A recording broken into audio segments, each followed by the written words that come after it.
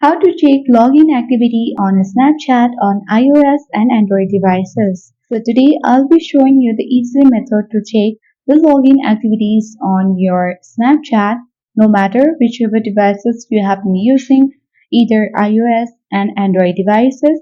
So the process is same. Make sure to follow all the process till the end of the video. Now without any further ado, let's dive into the video. First of all, open a Snapchat app on your device.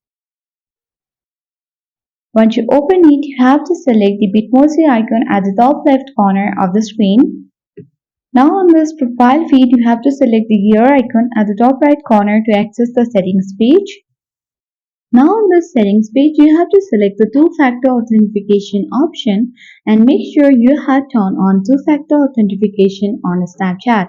Once you have done that, you will get these options where at the bottom, select Forget Devices option. On this page, you will see all the devices where your Snapchat is logged in. If you want to log out the Snapchat of those devices, you can simply tap on this cross icon of those particular devices and forget all those devices.